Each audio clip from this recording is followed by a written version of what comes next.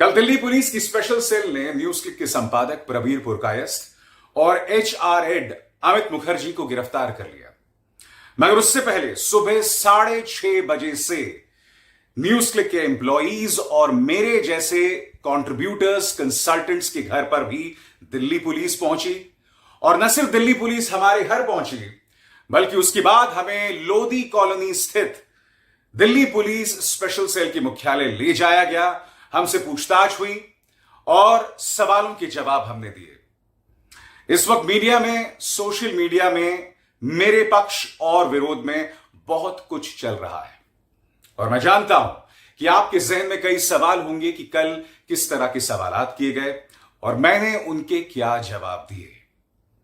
और कल दिल्ली पुलिस ने जिस तरह से मेरे घर में प्रवेश किया, क्या उसके बाद मेरी पत्रकारिता में कोई फर्क आएगा? इन तमाम सवालात के जवाब मैं अब आपके सामने देने जा रहा हूं।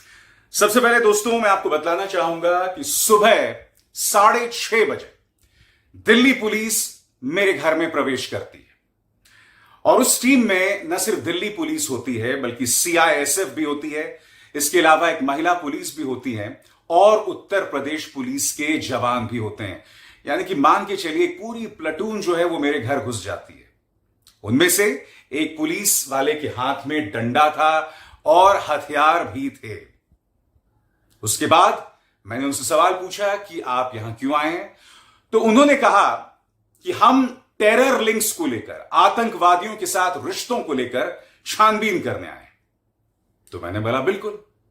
और उसके बाद शुरू हुआ सवालों का एक दौर। वो सवाल क्या थे दोस्तों? वो सवाल ये थे दोस्तों कि क्या आप सीएए एनआरसी को लेकर शाहीन बाग गए?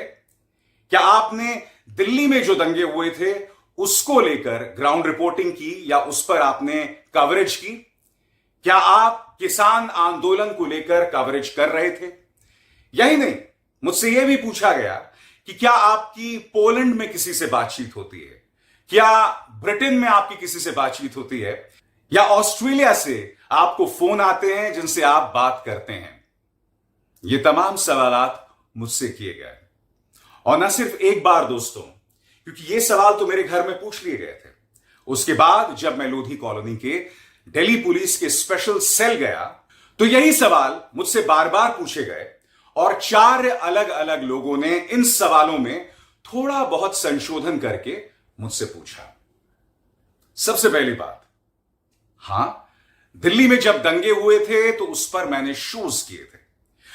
मगर चाहे दिल्ली दंगे हो, किसान आंदोलन हो या फिर शाहीन बाग को लेकर जो आंदोलन चल रहा था, मैं कभी भी जमीन पर नहीं गया, ऑन फील्ड रिपोर्टिंग नहीं की। और उसको लेकर मैंने पुलिस को यह भी बताया कि मेरे साथ कुछ व्यावहारिक दिक्कतें हैं और ये कि मेरी पत्नी जो है वो कानपुर में पोस्टेड है, लिहाजा मेरे लिए घर से निकलना थोड़ा मुश्किल होता है क्योंकि मुझे अपने बच्चों का भी ख्याल रखना है। तो एक तरह से कहा जा सकता है कि मैं अपना सारा काम अपने स्टूडियो में बैठकर करता हूं और मेरा जो सारा काम जो होता है वो न्यूज एनालिसिस होता है। यानी कि ऑन फील्ड रिपोर्टाज मैं इस वक्त करने में असमर्थ हूं, मगर हां, जो घटनाएं होती हैं उस पर मैं बेबाकी से अपनी राय रखता हूं। मुझसे यह भी कहा गया कि क्या आपकी स्टूडेंट पॉलिटिक्स में दिलचस्पी है? जेएनयू के अंदर जो राजनीति चल रही है, क्या आपने वो कवर किया? तो मैंने दिल्ली पुलिस से कहा, हां बिल्कुल। आपको याद होगा कि कोमल शर्मा और उसके साथ कई गुंडे जो हैं वो जब जेएनयू घुस आए थे और जब उन्होंने वहां पर स्टूडेंट्स के साथ मारपीट की थी, तब मैंने उस पर न्यूज एनालिसिस किया था। मैंने दिल्ली पुलिस से कहा था, वो कोमल शर्मा जिसे आज तक आप गिरफ्तार नहीं कर पाए, उस पर मैंने शो किया था। मैंने उनसे कहा कि जब जामिया के अंदर दिल्ली पुलिस ने घुसकर सीसीटीवी कैमरे तोड़े थे, जिसके प्रमाण हैं हमारे सामने, तब मैंने वो कवरेज किया था। जब 500 से 700 किसान सिंघू और टीकरी बॉर्डर पर मर गए थे क्योंकि वो संघर्षरत थे, तब मैंने उस पर सवाल किए थे। शाहीन बाग आंदोलन, सीएए एनआरसी को लेकर जब शाहीन बाग की बुजुर्ग महिलाओं को बदनाम किया जा रहा था, उस आंदोलन को बदनाम किया जा रहा था, उसके बारे में अनर्गल भ्रांतियां फैलाई जा रही थी, तब मैंने उस पर शोज किए थे और मैं लगातार शोज करता रहूंगा। जैसे मैंने बताया कि मुझसे यह भी पूछा गया कि क्या आपकी पोलैंड में किसी से बातचीत होती है, तो जवाब था नहीं। क्या आपकी ब्रिटेन में किसी से बातचीत होती है, तो जवाब यह था कि ब्रिटेन में मेरे एक दोस्त हैं जिनका सिलेक्शन मेरे साथ 1999 में बीबीसी वर्ल्ड सर्विस लंदन के लिए हुआ था, उनसे मेरी बातचीत होती है। ऑस्ट्रेलिया में मेरे दो दोस्त हैं जिनमें से एक मेरे साथ कॉलेज में पढ़ चुके हैं, उनसे मेरी बातचीत होती है। तो ये वो तमाम लोग हैं जिनसे मैं बातचीत करता रहता हूं जब जब मुझे वक्त मिलता है या जब जब वो लोग फोन कॉल करते हैं।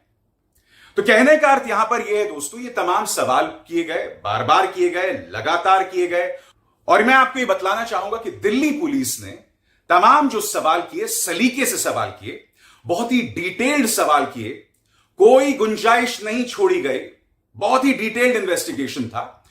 और मैं ये स्पष्ट कर दूं कि उन्होंने सलीके से सवाल किए, बदतमीजी नहीं की, क्योंकि मैं आपको बतलाना चाहूंगा कि जब दिल्ली पुलिस ने प्रवेश किया था तो उस वक्त बहुत अटपटा लगा था दोस्तों। क्यों? क्योंकि मेरा जो बेटा था उसी वक्त स्कूल के लिए निकल रहा था और मैं उसके चेहरे पर शिकन और चिंता देख सकता था। जाहिर सी बात है, उसने कभी भी अपने घर में ऐसे होते नहीं देखा। मेरी पत्नी जो कानपुर में रहती हैं, इत्तेफाकन वो नोएडा में थी क्योंकि उनको नोएडा में कुछ ऑफिशियल काम था। और जब दिल्ली पुलिस ये तमाम सवालात पूछ रही थी तो मेरी पत्नी वहां पर मौजूद थी। कहने का अर्थ यह दोस्तों कि कल सुबह 6:30 बजे से पूछताछ का जो दौर शुरू हुआ वो शाम को 5 बजे आकर थमा।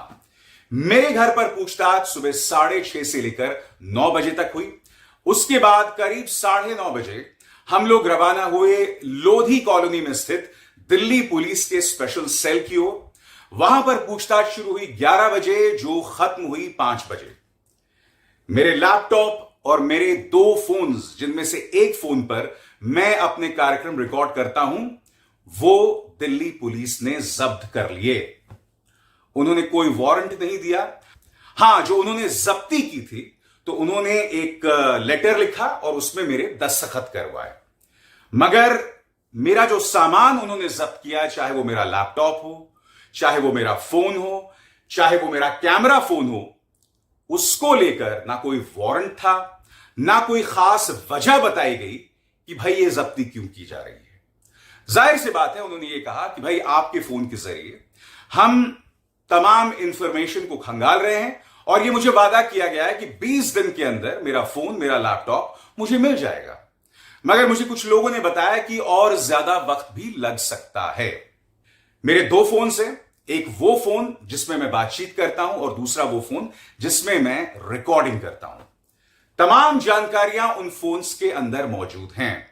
मेरे लैपटॉप के अंदर, जिसमें मैं काम करता हूं, क्योंकि मैं एक राइटर भी हूं, लिहाजा मैं इस वक्त एक किताब लिख रहा हूं, मेरा काम एक स्क्रिप्ट पर भी चल रहा है, तो वो तमाम जो जानकारियां हैं उस लैपटॉप के अंदर मौजूद हैं। लिहाजा चाहे मेरे वो 2 फोन्स हों या लैपटॉप हों, दोनों मेरे लिए बेशकीमती हैं।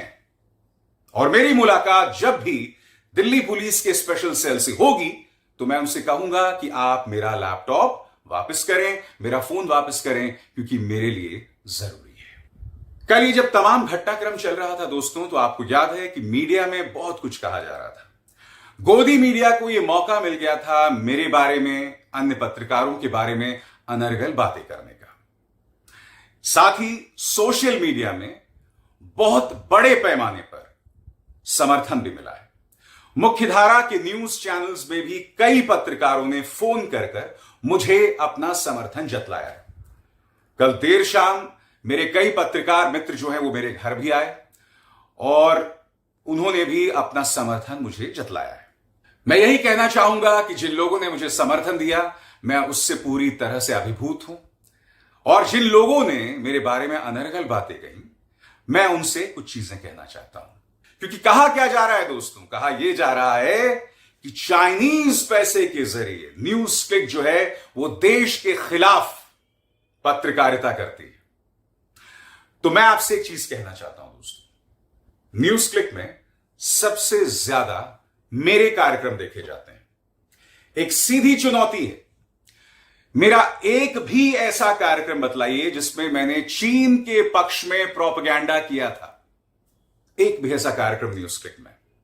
हां, मैंने चीन के ऊपर कई कार्यक्रम किए थे, मगर उन कार्यक्रमों में मैंने क्या सवाल किया था दोस्तों, इस बात पर आपको गौर करना पड़ेगा। वो सवाल क्या थे? वो सवाल ये थे कि जिन क्षेत्रों में हमारी सेना 2020 के पहले गश्त लगा सकती थी, अब वो बफर जोन कैसे बन गए? क्या वजह है कि अब भारतीय सैनिक वहां पर गश्त नहीं लगा सकते? मैंने ये सवाल भी पूछा था कि आखिर 21 सैनिक कैसे शहीद हो गए। मैंने ये सवाल भी पूछा था कि 21 सैनिकों की शहादत पर मेरे प्रधानमंत्री खामोश क्यों हैं? क्या वजह है दोस्तों? वो प्रधानमंत्री जो इस देश की जनता से कहा करते थे कि चीन को लाल आंख दिखानी है, 21 सैनिकों की शहादत के बावजूद उनके मुंह से चीन तक नहीं निकला। आप न्यूज क्लिक पर यह आरोप लगा रहे हैं कि वो चाइना से पैसा लेकर देश के खिलाफ प्रोपेगेंडा कर रहे हैं। मेरा आपसे एक बहुत ही आसान सा सवाल है। इस वक्त जो चीन के साथ हमारा व्यापार है, आधिकारिक व्यापार है, वो चीन की तरफ क्यों झुका हुआ है? वो चीन के पक्ष में क्यों है? ऐसी क्या वजह है कि कई चाइनीज कंपनीज ने पीएम केयर्स फंड में डोनेशन किया था?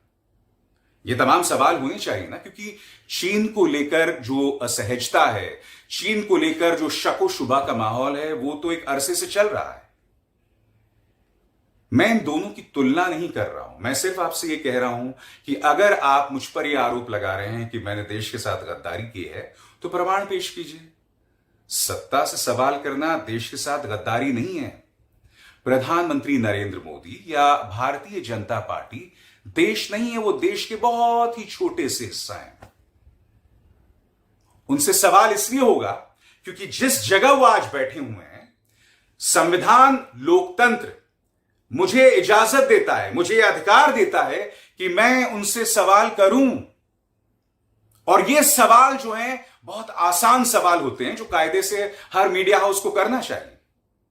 करना चाहिए कि नहीं करना चाहिए? मैं ये नहीं कहता हूं कि मुख्यधारा की मीडिया में सत्ता से सवाल नहीं होते हैं। इक्का दुक्का पत्रकार हैं जो सवाल कर रहे हैं, मगर हकीकत क्या है मैं आपको बताता हूं दोस्तों। 99.999% पत्रकार जो हैं, खासकर जो स्टूडियो में बैठे हुए हैं, वो लोग सिर्फ सत्ता की चाटुकारिता करते हैं। जो लोग सत्ता से सवाल करते हैं उनके खिलाफ भीड़ खड़ी करते हैं, और मैं उस सोच के खिलाफ हूं। मैं इस मंच पर सवाल उठाता रहूंगा और लगातार उठाता रहूंगा। आप इस गलत फहमी में कभी भी मत रहिए कि मेरे घर दिल्ली पुलिस को भेजकर या मुझ पर दबिश डालकर आप मेरी आवाज को दबा पाएंगे। सवाल ही नहीं पैदा होता है। मैं सवाल करता रहूंगा क्योंकि यह सवाल करना देश हित में, यह सवाल करना सही मायने में देशभक्ति है। क्योंकि जो लोग सवाल नहीं कर रहे हैं, जो लोग बार बार लोकतंत्र की तौहीन कर रहे हैं, जो लोग जनता की आवाज नहीं बन रहे हैं, हकीकत यह है दोस्तों कि यही वो लोग हैं जो सही मायने में देशद्रोही हैं। यही वो लोग हैं जो सही मायनों में देश की जनता की तौहीन बार बार करते हैं, क्योंकि आप उनके मुद्दे नहीं उठाते हैं। मैंने किसानों की आवाज को बुलंद किया। शाहीन बाग की महिलाएं जब अपनी बातें रख रही थीं, उनकी आवाज को बुलंद किया। जब हमारे विद्यार्थियों पर गुंडे हमला करते हैं तो मैंने उनकी आवाज को बुलंद किया। क्यों? कुछ मामलों में हो सकता है कि उनके कुछ पहलुओं से मैं सहमत नहीं हूं, मगर शांतिपूर्वक सत्याग्रह के जरियों को अपनाकर आपको संघर्ष करने, अपनी बात करने और प्रदर्शन करने का अधिकार है। जब तक आप महात्मा गांधी के दिए गए संदेशों और उनके दिए गए रास्तों पर चलकर अपनी बात कह रहे हैं, मैं आपके साथ हूं। मगर जिस दिन आप हिंसा का रास्ता अख्तियार करेंगे, मैं आपका साथ नहीं देने वाला हूं। चाहे किसानों का आंदोलन हो, चाहे शाहीन बाग आंदोलन हो, ये दोनों ही आंदोलन ऐसे थे जिसमें सत्ता से गंभीर सवाल किए गए थे, शांतिपूर्ण तरीके से सवाल किए गए थे। और दोनों ही आंदोलनों में खास बात क्या थी कि उन्हें बदनाम किया गया था। उन्हें बदनाम करने के लिए मीडिया का इस्तेमाल किया गया था। किसी आंदोलन के बारे में यह कहा जा रहा था कि उस आंदोलन के पीछे पाकिस्तान है, किसी आंदोलन के बारे में कहा जा रहा था कि उसके पीछे खालिस्तानी समर्थक हैं। बार बार उन्हें बदनाम किया गया, लगातार उन्हें बदनाम किया गया। मैं एक अन्य वीडियो में आपको बतला चुका हूं कि मेरे जो भी फाइनेंशियल ट्रांजैक्शंस हैं, मुझे न्यूज क्लिक से जितना पैसा मिला, इसके अलावा इस मंच से जो मैं आपसे बात कर रहा हूं, मेरा जो अपना यूट्यूब चैनल है, मेरी जितनी भी कमाई है दोस्तों, ये सब मेरे बैंक ट्रांजैक्शंस का हिस्सा है। मेरी जिंदगी एक खुली किताब है, और सिर्फ इसलिए नहीं क्योंकि मैं दावा कर रहा हूं, क्योंकि आप में से कई लोग जानते हैं कि इनकम टैक्स विभाग ने मेरे और मेरे परिवार के खिलाफ केसेस किए थे। उन केसेस को मैं लगातार लड़ा था और मुझे और मेरे परिवार को जीत हासिल हुई थी। प्रवर्तन निदेशालय ने जब न्यूज क्लिक पर छापा मारा था तो मुझसे भी पूरे एक दिन पूछताछ हुई थी, और मैंने आपको बतलाया था अपने कार्यक्रम में कि जांच अधिकारी ने क्या कहा था। कहने का अर्थ क्या है, मेरी जिंदगी एक खुली किताब सिर्फ इसलिए नहीं क्योंकि मैं दावा कर रहा हूं, मेरी जिंदगी एक खुली किताब इसलिए भी है क्योंकि मेरे बैंक अकाउंट्स की पाई पाई की जांच भारत सरकार की तमाम एजेंसीज कर चुकी हैं, और आगे भी आप करेंगे तो मेरा आपको पूरा सहयोग रहेगा। इस वक्त दिल्ली पुलिस की स्पेशल सेल जो जांच कर रही है, उस जांच को लेकर मेरा पूरा सहयोग है।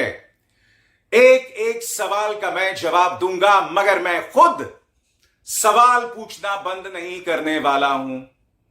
मैं सवाल लगातार पूछता रहूंगा, बार बार पूछता रहूंगा और हर बार पूछता रहूंगा।